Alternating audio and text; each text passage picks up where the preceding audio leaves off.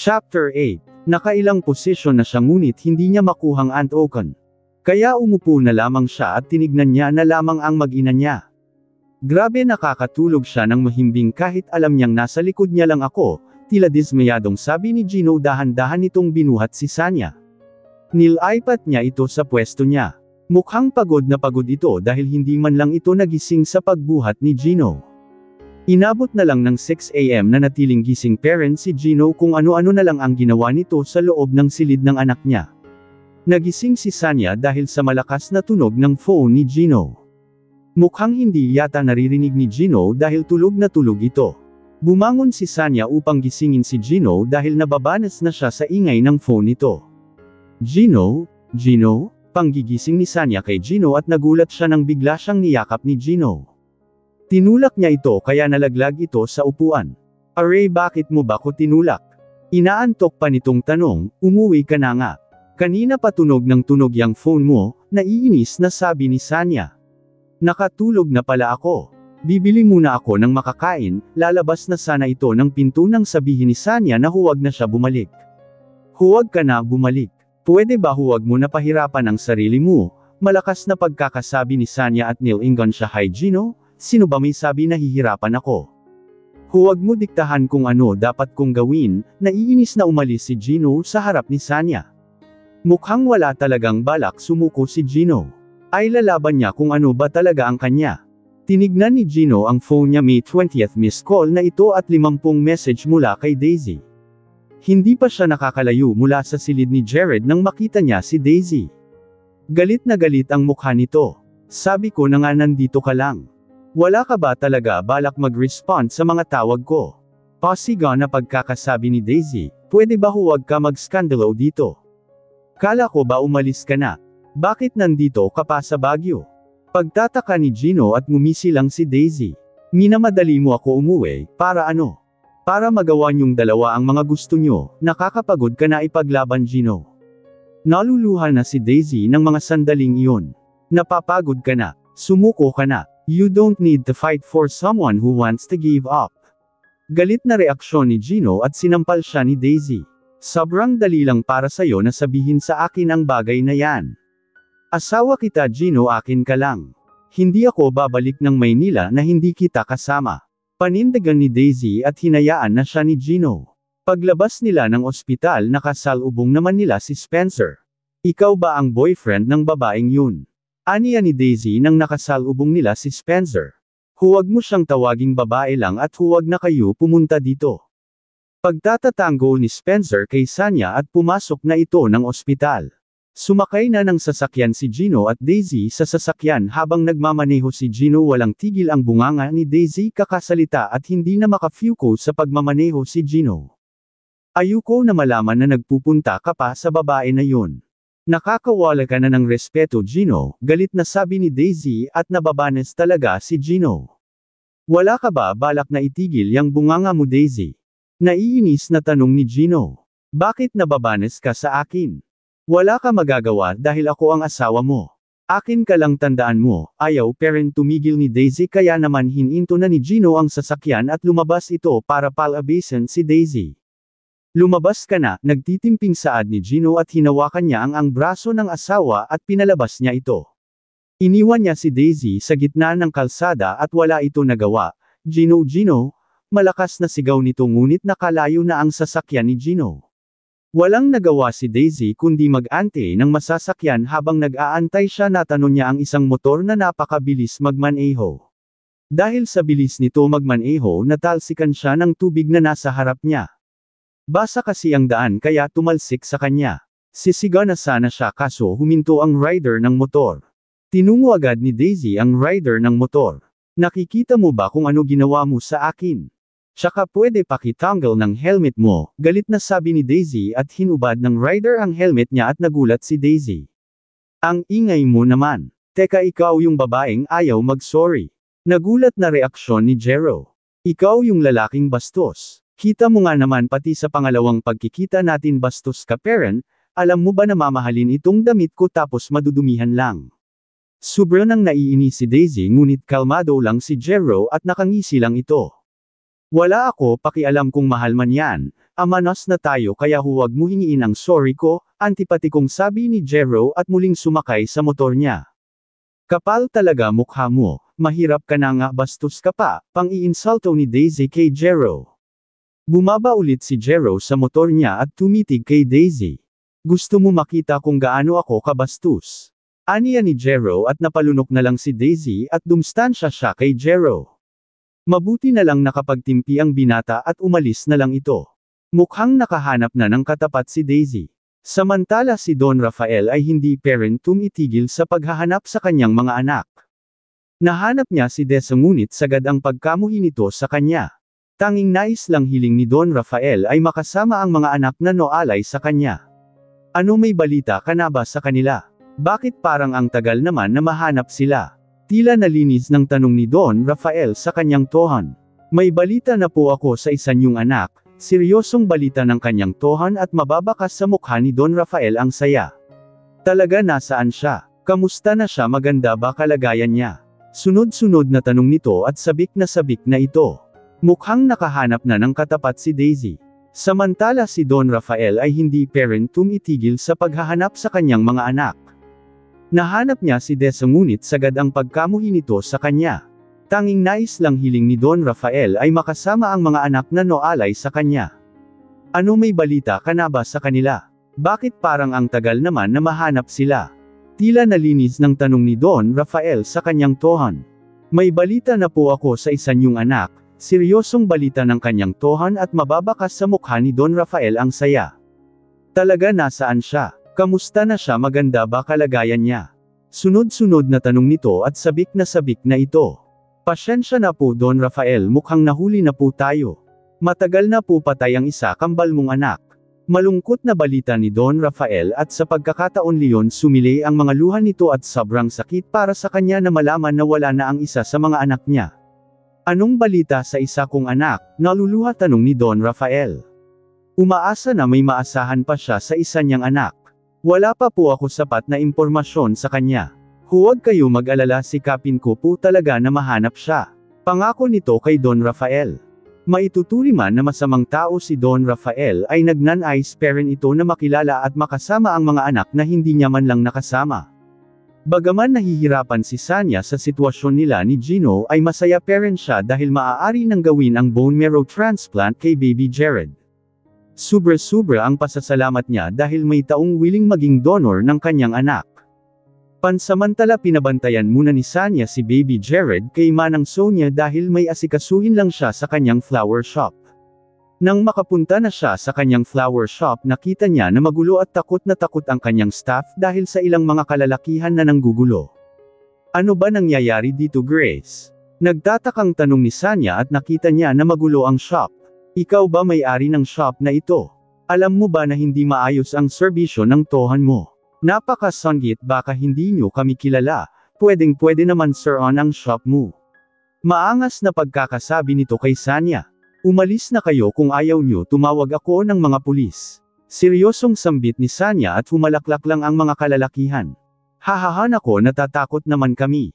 Sige na, tumawag ka na ng pulis, antayin namin, natatawang hamon nito at sinimula ng kontakan ni Sanya ang mga pulis ngunit kinuha ang phone niya at binalibag ito.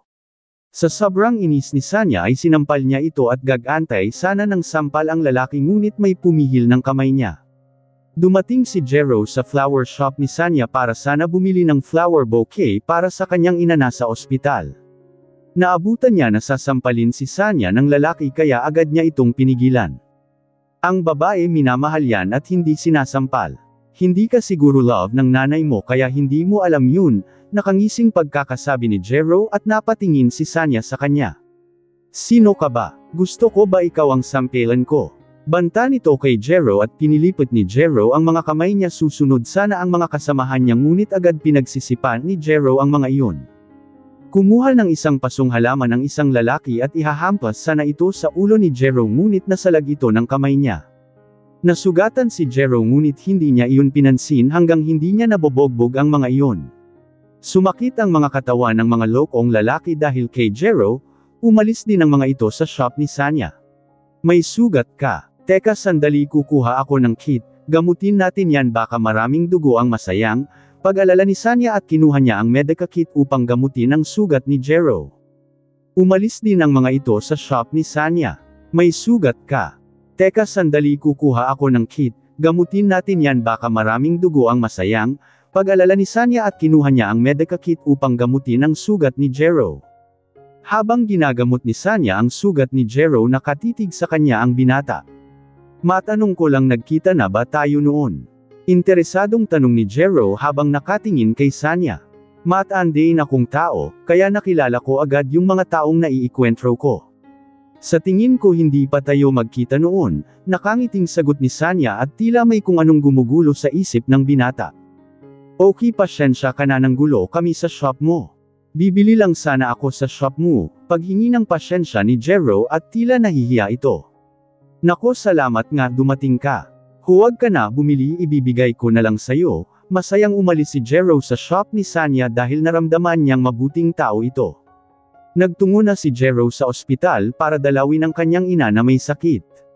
Pagkatapos mag-asikaso ni Sanya sa shop niya ay muli siyang nagtungo sa ospital. Pagbukas niya ng pintuan ng room ni Jared nakita niya si Gino na pinagmamasdan ang anak nila. Bakit nandito ka na naman? Bungad na tanong ni Sanya kay Gino. Ano pa nga ba, syempre para kay baby Jared sagot ni Gino at nagbuntong hininga na lang si Sanya. Hanggang kailan mo ba ito gagawin? Pwede ba tapusin na natin ito Gino? Pwede ba na Tumi, hindi na natapos ni Sanya ang sasabihin niya dahil biglang inangkin ni Gino ang mga labi niya. Natulala si Sanya gusto niya ito itulak ngunit aaminin niya na namiss niya ang mga halik ni Gino. Sa tuwing paalisin mo ako, hahalikan talaga kita Sanya. Banta ni Gino kay Sanya at sobrang kaba ang naramdaman ni Sanya. Sige bahala ka na kung ano gusto mo gawin. Naiinis na sambit ni Sanya at nagtungo siya sa anak niya upang himasin ang ulo nito. Maya-maya dumating si Spencer tila nagulat ito nang makita si Gino. Bakit ka nandito? Tanong ni Spencer at mababaka sa mukha nito ang inis.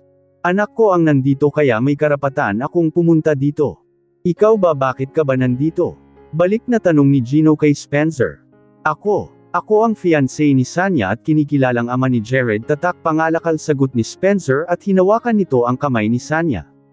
Napalunok na lamang si Gino ngunit hindi niya pinakita na naiinis siya.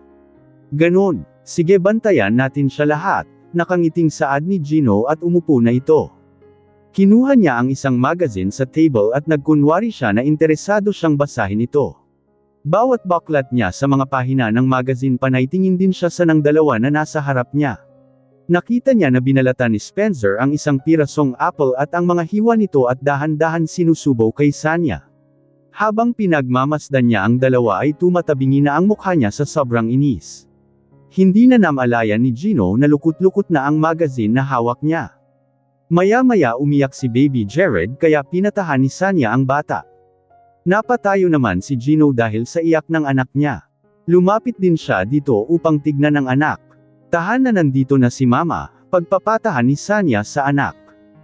Muling nakatulog si baby Jared kaya naman muling naupo silang tatlo. Nararamdaman na ni Gino na tila kailangan niya ng pumunta ng comfort room ngunit tinitiis niya ito, dahil ayaw niya na malingat ang paningin niya sa dalawa. Kahit jebs na siya ay tiniis niya parent, hanggang hindi niya na napigilan ang paglabas ng mabahong hangin mula sa kanya. Napatingin sa kanya si Sanya at Spencer dahil naamoy ng mga ito ang mabahong amoy. Hey nako ang baho naman, reklamo ni Gino upang itago na sa kanya ng gagaling ang mabahong amoy. Pwede ba pumunta ka na ng comfort room pero mas maganda kung aalis ka na? Nababanas na sambit ni Spencer at ngumisi lang si Gino. Hindi talaga inalis ni Gino ang mata niya sa dalawa. Talagang pinanindigan niya ang kanyang pagtitiis. Nakaramdam na ng antok si Sanya kaya naman tumabi na ito sa kanyang anak. Habang kinukumutan ni Spencer ang mag-ina naiinis naman si Gino na pinagmamasdan ang ginagawa na iyon ni Spencer, humiga na rin si Gino sa upuan, ilang sandali lang ay tumunog na naman ang kanyang phone. Tumatawag sa kanya si Daisy kaya naman pinatahan niya ito ng phone. Pwede ba umuwi ka na? Saad ni Spencer at tila nainsulto na si Gino. Huwag mo isipin na nandito ako dahil sa kanya, wala naman akong pakialam sa inyo, seryosong sambit ni Gino at sinimulan na niyang pumikit. Isang matandang lalaki ang tahimik na nakatingin sa bintana habang may hawak na sigarilyo. Pinagmamasdan nito ang kalangitan at tila nagbibigay ito sa kanya ng saya. "Boss, nahanap na po namin ang isa sa mga anak niyo," balita nito sa kanyang boss na nakatingin sa ganda ng kalangitan. Humarap ang matandang boss at kinuha niya ang litrato na binigay ng kanyang tohan.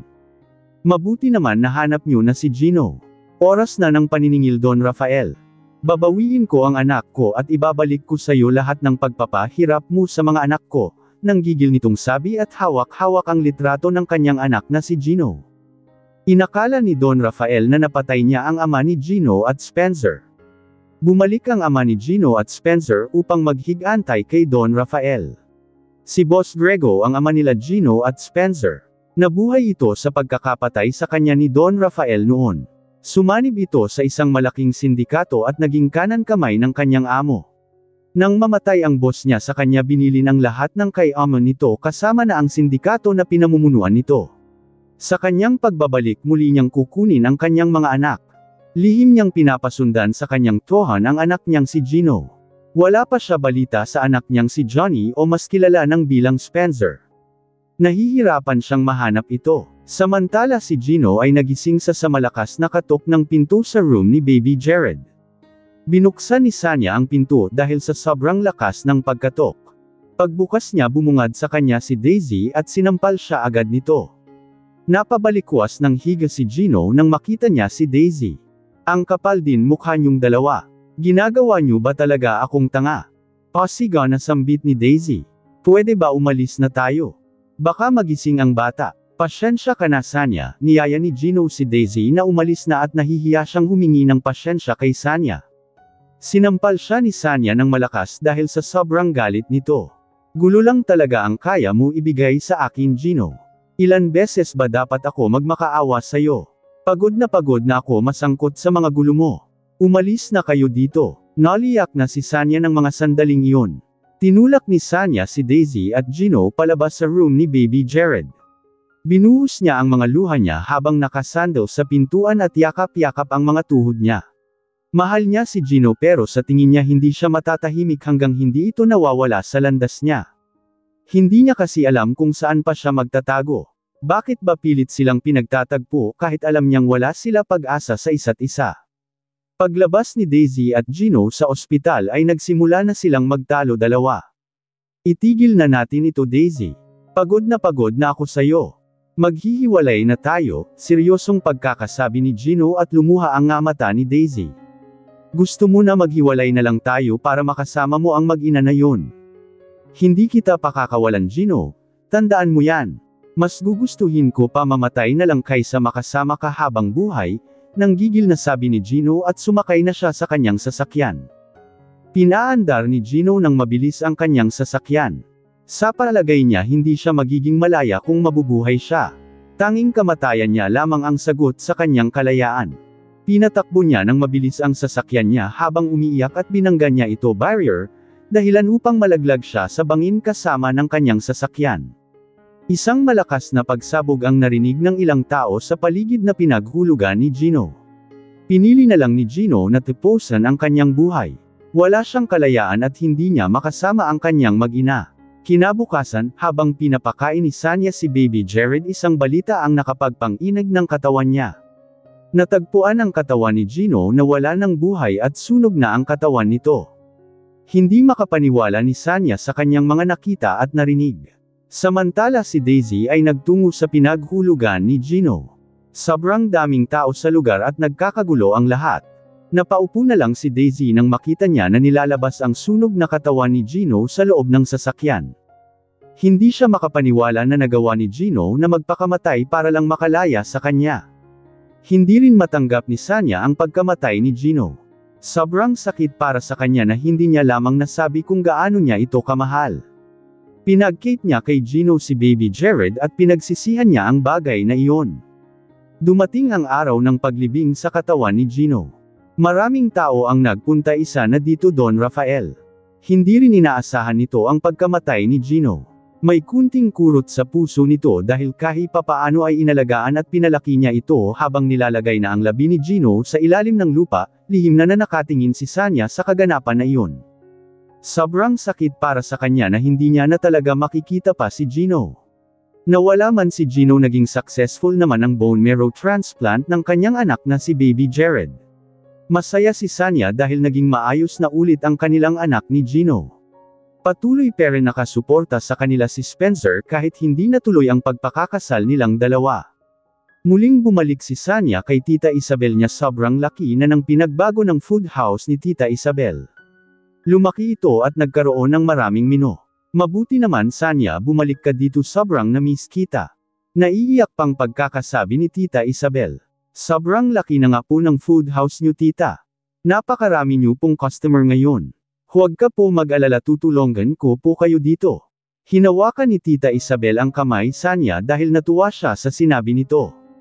Alam mo ba noong nawala ka? Madalas pumunta dito si Boss Gino, hinihintay ka niya bumalik. Masayang pagkukwento nito kay Sanya at biglang nalungkot si Sanya.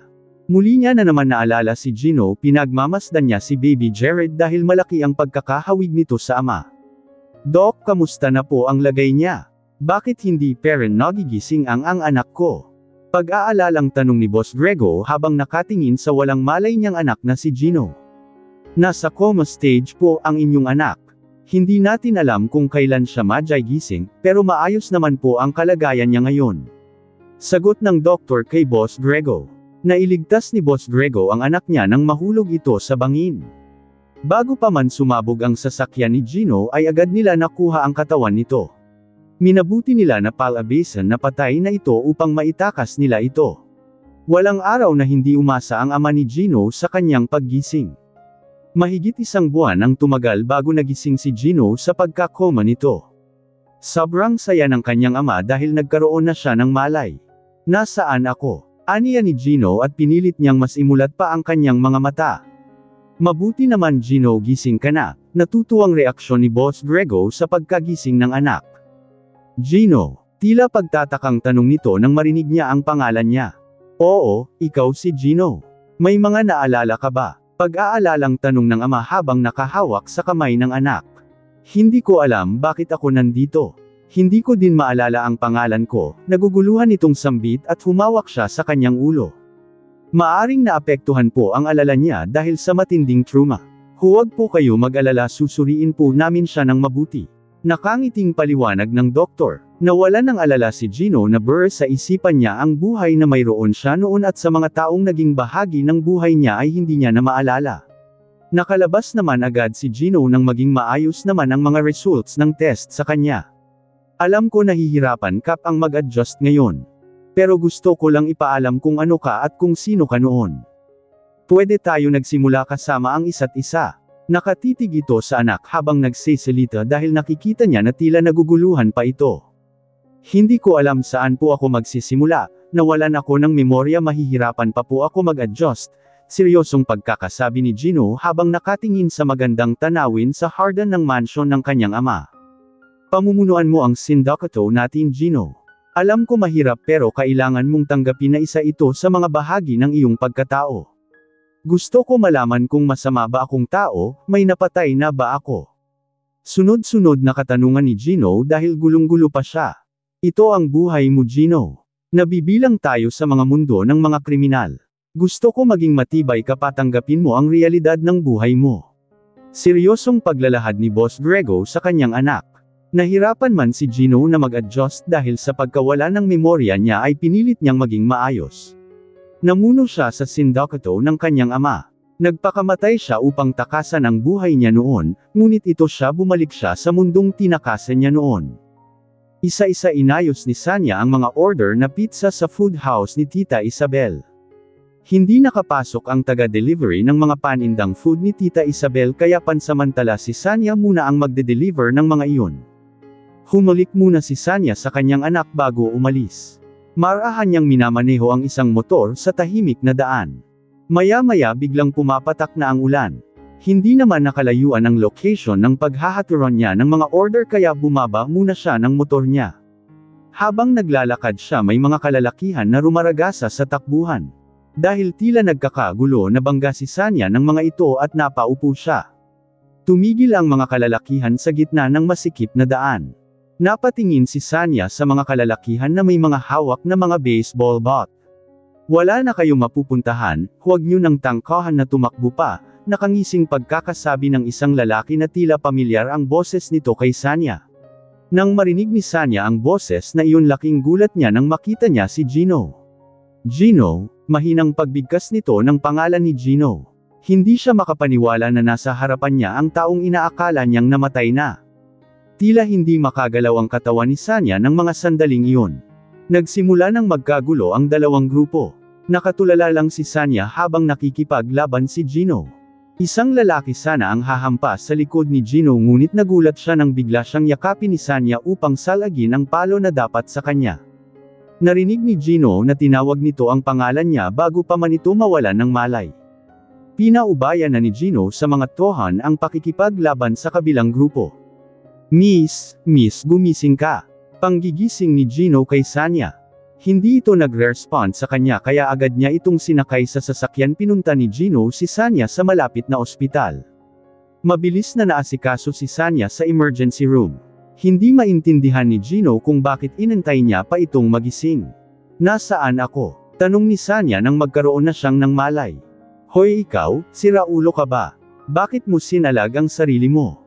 Bungad na tanong ni Gino at nagulat siya nang bigla siyang yakapin nito. Napalunok si Gino sa pagyakap nito sa kanyang, ngunit marahan niyang inalis ang mga kamay nito na nakayakap sa kanya. Gino, buhay ka? Naluluhang sambit ni Sanya. Bakit mo alam pangalan ko? Teka, sabihin mo nga na anakan ba kita o dati ba kitang girlfriend? Alin man doon, wala na ako paki. Maganda ka pero sure ako na hindi ikaw ang type ko. Antipatikong sabi nito at tila nagtaka si Sanya. Dahil parang hindi siya nito kilala. Hindi mo ko nakilala. Pagtatakang tanong ni Sanya. Alam mo, hindi ko tinatandaan ang mga babae na naka-one stand ko. Salamat sa ginawa mo, ayoko magkaroon ng utang loob, tanggapin mo na ito. Seryosong pagkakasabi ni Gino at inabot nito ang pera kay Sanya. Siguro nga, tama ka, isa nga lang ako sa mga babae mo, naluluhang sambit ni Sanya at napangisi lang si Gino. Pasyensya na, namamadali kasi ako. Paghingi ni Gino ng pasyensya at iniwan na nito ang si Sanya. Nabura na sa alaala ni Gino ang babaeng minahal niya noon. Hindi makapaniwala si Sanya na muli niyang nakaharap ang taong minamahal niya. Nakauva na si Sanya sa food house ni Tita Isabel na tila malalim ang iniisip nito. Sanya, bakit ngayon ka lang? Kanina pa kami nag-aalala sa iyo. Pag-alalang tanong ni Tita Isabel. Okay lang po ako, tita. Nakangiting sagot ni Sanya.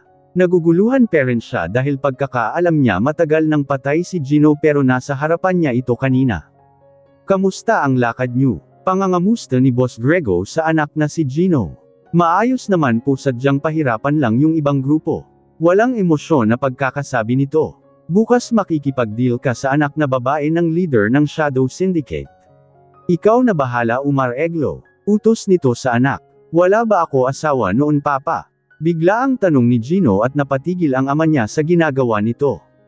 Wala kang asawa, okay? Tsaka kung mayroon man, mas maganda na huwag ka na nagpakita sa kanya, masisira lang ang mga trabaho natin. Sagot ni Boss Grego. Napapaisip din si Gino kung sino nga ba yung babae kanina. Hindi niya maunawaan yung nararamdaman niya nang makita niya ito. Sanya, sa tingin mo bagay ba sa akin? Tanong nito kay Sanya habang rumarampo suot ang isang pulang damit. Oo, bagay sa'yo, mukhang may ka-blind date ka naman. Nakangiting sambit ni Sanya habang kinukumutan ang anak. Hanggang hindi ko pa nakikita ang tamang tao para sa akin, hindi ako susuko. Ikaw, bakit ayaw mo makipag-date? Tila natatawa nitong tanong kay Sanya. Hindi ako interesado dyan, ikaw na lang, sagot ni Sanya at humiga na siya katabi ng kanyang anak. Kinabukasan alas 10 pa lang ng umaga, tadtad na ng order online ang food house ni Tita Isabel, kaya naman maaga din nakapag-deliver si Sanya. Maayos naman na deliver ni Sanya ang mga order kaya maaga din siya nakauva. Pagdating niya ng food house, sinalubong agad siya ni Monica. Mabuti naman, Sanya, dumating ka na, kailangan ko ng tulong mo ngayon. Paglalamang ni Monica kay Sanya habang nakakapit sa braso nito. Ano naman kailangan mo sa akin? Pagtatakang tanong ni Sanya. Samahan mo ko makipag-date ngayon. Pitong sinabi niya kasi sa akin na dalawa doon sila, kaya kung maari hanapan ko din ng kadate yung kasama niya. Pumayag ka na makikipag-date lang naman di mo sasagutin na kangiting pagmamakaawa nito. Ano ka ba hindi ako pwede dyan? Maghanap ka na lang ng iba. Pagtanggi ni Sanya at sumimamgat si Monica. Sige na Sanya sumama ka na. Malay mo naman magustuhan mo. Hindi pwede habang buhay single ka. Ako na bahala kay Baby Jared. Pagsang-ayon ni Tita Isabel kay Monica at tila napaisip si Sanya. Okay sige sasamahan na lang kita pero hindi talaga ako interesado. Pagpayag ni Sanya at talagang napasaya nito si Monica. Nagsuot ng simpleng dress si Sanya para sa pupuntahan nilang date ni Monica. Kahit napaka-simple ng suot nito ay talagang napakaganda nito tignan. Nagtungo na sila Sanya sa isang restaurant kung saan gaganapin ang kanilang date. Nag-antay silang dalawang ni Monica sa kanilang mga date. Maya-maya may dumating na isang binata at isang matandang lalaki at umupo ito sa harapan nila. Hello kayo ba yung ka-date namin? Nakangiting tanong ng binata, teka bakit mo naman sinama yang lolo mo dito sa date natin? Tila naiinis na tanong ni Monica, hindi ko siya lolo daddy ko siya. Naghahanap din kasi siya ng mapapangasawa niya ulit, pagpapaliwag nito at bahagyang tinapik ng paa ni Monica ang paa ni Sanya. Ikaw na bahala sa matandang yan, hindi ako magaling makipag-usap sa mga lolo. Pabulong na sabi ni Monica at baka sa mukha nito ang pagkadismayado. Hello, ano pangalan mo? Tanong ng binata habang nakatingin kay Sanya. Hi, ako nga pala si Monica. Nakangiting pagpapakilala ni Monica at inabot niya ang kamay niya ngunit hindi pinansin ng binata. Sorry, hindi ikaw ang tinatanong ko yung kasama mo paghingi nito ng sorry at sumimamgat si Monica. Hello, hiha pwede ko ba malaman ang pangalan mo? Tanong naman ng matandang lalaki kay Monica, ayaw man sumagot ng dalaga ay napilitan na lang siyang sagutin ito. Ako po si Monica, napipilitang sagot nito sa matanda. Ano hindi ko marinig? Tanong ulit nito sa dalaga. Nakakabizag tong matandang ito na iinis na bulong ulit nito kay Sanya. Pagtiyagaan mo na kesa hindi ka makapag-asawa, mahinang pagkakasabi ni Sanya at patuloy parent siya nakangiti sa mga ka-date nila. Ako po si Monica, sagot ulit ni Monica at medyo nilakasan niya na ang boses niya. Masyadong mahina boses mo pwede lakasan mo pa, pakiusap ng matanda at mas lalong nenes si Monica, pwede ba matulog na lang kayo lolo para may lakas pa po kayo? Nagtitimping sabi ni Monica at bahagyang napatawa si Sanya. Pupunta lang ako ng comfort room pasyensya na, pagpapaalam ni Sanya sa mga kadate niya at sumunod din si Monica sa kanya. Habang naglalakad si Sanya patungo sa comfort room, nakita niya si Gino na may kausap din na babae. Papayag ang daddy ko na makipagtulungan sa inyo basta araw-araw mo ako ilalabas. Sambit ng babaeng kausap ni Gino at tila malagkit ang mga tingin nito kay Gino. Pasyensya ka na kung hindi ko mapapagbigyan ang nais mo, pagpapasyensya ni Gino at napansin niya na kanina pa nakatingin sa kanya si Sanya. Bakit naman hindi mo ako pagbibigyan? Bakit may girlfriend ka na ba? Tila napapaisip na tanong ng babae. Oo tama ka may girlfriend na ako at nandito siya, nakangiting sagot ni Gino at tumayo ito upang lumapit kay Sanya. Napansin ni Sanya na tila palapit sa kanya si Gino at nakatuon ang paningin nito sa kanya. Akatinggan lang si Sanya kay Gino habang palapit ito sa kanya. Hindi niya alam tila parang ayaw gumalaw ng katawan niya. Bakit ngayon ka lang? Nakangiting tanong ni Gino kay Sanya at nagtaka ito sa kanya. Nang laki ang mga mata ni Sanya nang bigla na lang siyang halikan ni Gino. Nakaramdam na siya ng pamamanhid ng katawan. Muling naramdaman ni Sanya ang mga labi ni Gino. Napatingin na lang sa kanila ang babaeng kausap ni Gino. Makikita sa mukha nito ang pagkadismayado. Nag-date tayo tapos kasama mo din ang girlfriend mo. Sira ulo ka, naiinis nitong sabi at sinampal niya si Gino at umalis na lamang ito. Hoy ikaw ka lang ba? Tanggapin mo ito bumili ka ng mas maayos na damit mo, tila nakakainsulto nitong at kinuha niya kanya ni Sanya upang ibigay ang pera. Tinalikuran niya ito na parang walang nangyari at nainsulto doon si Sanya, bumalik ka dito. Siguro nga hindi mo nga ako nakilala pero para sabihin ko sa iyo hindi ako babae na gaya ng iniisip mo na iinis na pagkakasabi ni Sanya kay Gino at nilingan siya nito, nakukulangan ka ba sa binigay ko, mukha? Hindi maganda reaksyon mo sa ginawa ko, sige pwede ko naman dagdagan, kukuha pa sana ng pera si Gino sa wallet niya ngunit pinigilan siya ni Sanya at sinampal nito ang pera sa dibdib niya. Nawalan ka nga ng alala pero yung ugali mo hindi nabura, seryosong sabi ni Sanya at bumalik na sila sa mga kadate nila. Natahimik si Gino sa sinabi ni Sanya at tinignan niya na lamang ito. Hindi niya kasi talaga maalala si Sanya pero sa nararamdaman niya na may kung ano sa puso niya na hindi niya maunawaan. Pagkatapos ng pakikipag-date nila Sanya at Monica ay tila pareho na silang nakahinga ng maluwag. Grabeng araw naman ito. Nakakabusit naman akala ko makikita ko na si Mr. Right. Uy aminin mo ang gwapo ng humalik sa'yo kanina, natutuwa nitong panunokso ni Monica kay Sanya ngunit nanatiling seryoso si Sanya. Siya ang ama ni Jared, sambit ni Sanya at baka sa mukha ni Monica ang pagkagulat nito, totoo. Siya ang ama ni Jared. Wow ngayon ko lang nare-release na magkamukha nga silang dalawa, masaya nitong reaksyon at nagpatuloy na sila sa paglalakad. Samantala si Gino ay patuloy na naguguluhan parent. Iniisip niya sino nga ba ang babaeng hinalikan niya. Ang daming katanungan sa kanyang isipan. Sino ka ba talaga babaeng ka? Tanong ni Gino sa kanyang sarili, maya-maya dumating ang mga tohan niya at nagsiupuan ito. Boss Gino mukhang kanina pa kayo tahimik. Pagtatakang tanong ng isa nilang tohan. Sa tingin niyo ano kaya pwede gawin ko para bumalik alala ko? Interesadong tanong ni Gino at nagkatinginan ang mga tohan niya, hoy ikaw di ba may pinapanood kang movie na nawala ng alala ang bida tapos bumalik ang alala? Sabihin mo kay boss ano ginawa ng bida sa movie, tanong nito sa kapwa niya tohan, kasi boss Gino yung nangyari sa bida kaya bumalik ang alala niya tinulak siya ng kalaban niya sa hagdan. Nontog yung ulo niya tapos ayun unti-unting bumalik ang alaala niya, seryosong kwento nito, sige. Kaya itulak niyo ako hagdan, sambit ni Gino at seryoso ito. Nako boss delikado yun. Baka mapapagalitan kami ng ama niyo, natatakot nitong reaksyon at sabay kamot sa ulo niya, mas matakot kayo pag ako nagalit. Gawin na natin. Namamadaling utos ni Gino at nagtungo sila ng kanyang mga tohan sa hagdan.